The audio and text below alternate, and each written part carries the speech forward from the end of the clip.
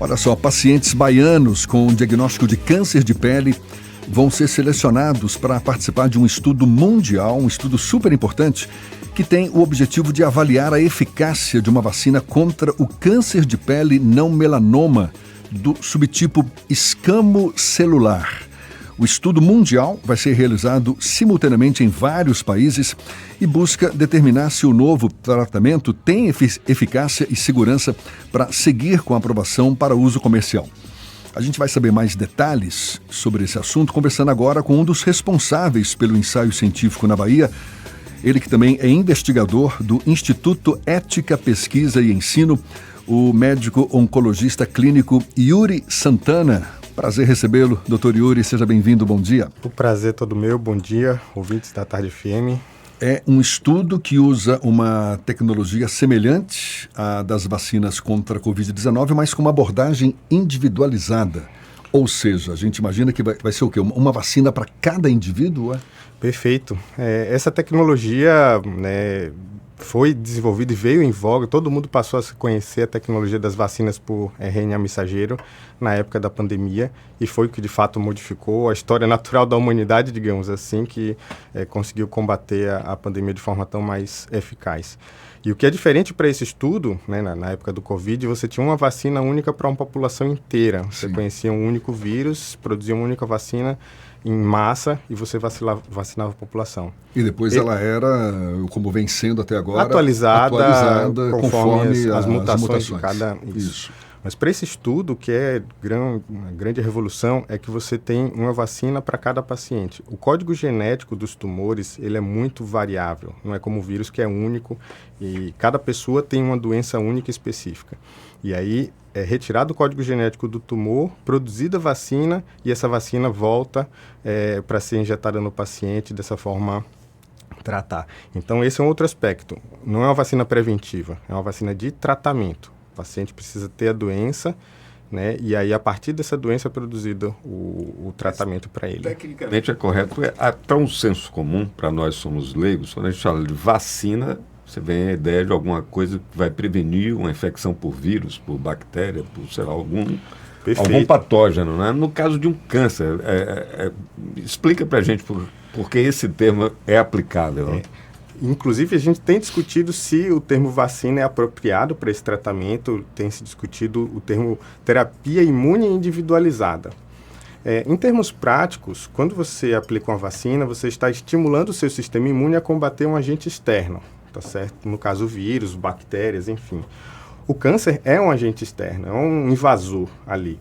E hoje a gente sabe que um dos principais mecanismos de tratamento, principalmente de câncer de pele, várias neoplasias, é a imunoterapia, é o sistema imune. Você estimular o sistema imune do paciente para que o próprio organismo combata o câncer. A célula cancerosa. Isso revolucionou o tratamento do câncer de pele e outras neoplasias. Isso é o que se aplica hoje. Hoje já se está sendo feito isso, mas a gente ouve falar tanto em radioterapia, quimioterapia, não se aplica para câncer de pele, não? Se aplica. Quimioterapia praticamente não se usa mais. Hoje em dia, a base do tratamento tem sido cirurgia para as lesões iniciais e imunoterapia. Sim. Tá certo?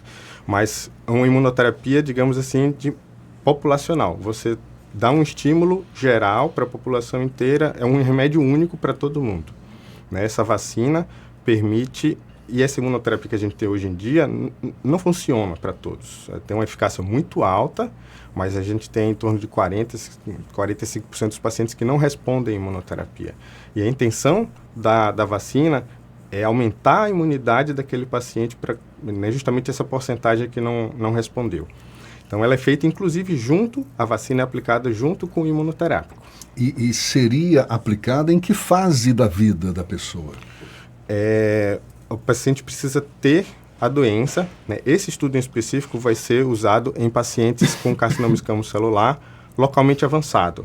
Então, é uma doença que, apesar de ser ressecável, a cirurgia pode provocar danos mutilantes, Normalmente essa lesão acontece na região de cabeça e pescoço, pode comprometer função pálpebra, orelha, lábio, nariz.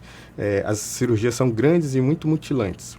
A intenção do tratamento é fazer a aplicação, reduzir a lesão tumoral e permitir que você consiga fazer uma cirurgia de forma mais segura e menos mutilante. Quer dizer que essa vacina não é para prevenir o surgimento do câncer? Ela funciona mais como tratamento mesmo. Ela vai prevenir para aquela pessoa a recidiva no futuro, entendeu? Agora, é considerado ainda um tratamento de alta complexidade, eu imagino, apesar de ser aparentemente simples, mas eu imagino.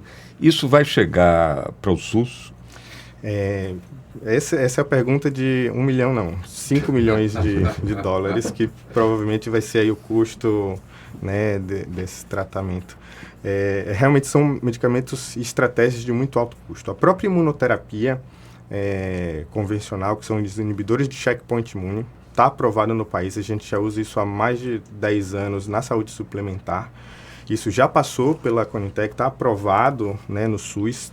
Na teoria, isso está liberado para ser usado no SUS, a imunoterapia convencional. Mas na prática, devido ao alto custo, é muito pouco acessível ainda. Então, a gente tem muito chão ainda para poder percorrer e tornar isso disponível para a ainda população. Está naquela fase de teste, né? Vocês estão selecionando pessoas. A vacina, aliás, sim. Como é que está se dando a seleção de pacientes para esse estudo? A seleção de pacientes tem uns critérios muito bem definidos. Normalmente, a equipe médica encaminha para o centro de estudo, tá certo? Então, a gente passa o recado. Se você acha que você tem um carcinoma escamocelular, converse com seu médico, seu dermatologista, que ele vai referenciar para o nosso centro de estudo, tá certo? A gente faz uma triagem para poder avaliar se aquela lesão específica pode ser candidata ao tratamento com a vacina. O que é um melanoma escamocelular? Os cânceres de pele, eles são separados em 2 grandes grupos. Os tumores melanoma, são mais agressivos, são as pintas pretas, né, usualmente. No caso aqui e é o não melanoma. Isso, né? não melanoma. O não melanoma é muito comum. É a neoplasia mais prevalente de todas. Sim. O melanoma é aquele câncer de pele já evoluído, é o mais grave. É o mais grave, mesmo em lesões muito pequenas, é um subtipo muito mais agressivo. Certo. O não melanoma é o mais comum. A grande maioria você resolve bem com o dermatologista, tirando a lesão de forma simples e curativa. Sim. Entretanto, tem uma porcentagem, ali, em torno de 5% desses pacientes que vão evoluir para uma doença mais agressiva, em termos finais, com mortalidade semelhante à do melanoma. Então, pelo fato da grande maioria ser tranquilo, ainda é negligenciado o câncer de pele não melanoma. Então, é só um câncerzinho, é só um tumorzinho, vou queimar, vou cauterizar e está resolvido. Mas, em uma porcentagem pequena, esses pacientes podem evoluir para lesões grandes e, né, com necessidade de cirurgias mutilantes. Esse é o problema dessa doença. Você estava conversando conosco antes mesmo de entrar no ar, Yuri, dizendo que esse estudo ele já vinha ocorrendo antes da pandemia. A tecnologia, né, começou a ser produzida para o mecanismo de geração da imunidade através do RNA mensageiro já era conhecido previamente. O estudo começou a recrutar pacientes de melanoma, em melanoma, antes do início da pandemia. Inclusive, o estudo teve que ser interrompido, teve atrasos por conta, né, direcionado da pandemia, né? Quem está produzindo para esse estudo, a vacina para esse estudo é a Moderna, que também produziu a vacina de Covid. Então, eles pararam o estudo, interromperam para direcionar os esforços da planta, né, de produção da vacina para produzir a vacina de Covid-19. E o não melanoma é ainda o câncer de pele mais comum no Brasil? Isso ele é mais comum, muito, muito prevalente e por conta disso ainda é negligenciado. Porque você tem câncer? Não, eu só tive só um basocelularzinho, só uma bobagemzinha. Uma gripezinha, uma gripe, mal comparando. Exatamente. Mas mostrando que é isso, em termos numéricos, números absolutos, a mortalidade se assemelha do melanoma. Não sei se dá para lhe perguntar isso. Eu teria uma ideia de quanto custa para o SUS o tratamento que hoje é disponibilizado para o SUS para câncer de pele? Hoje, o tratamento, a gente está falando, a imunoterapia convencional, Sim, digamos assim, né? É coisa de ordem de 100, 150 mil reais por paciente por mês. entendeu? Por paciente por mês. E um paciente isso. precisa disso por quanto tempo?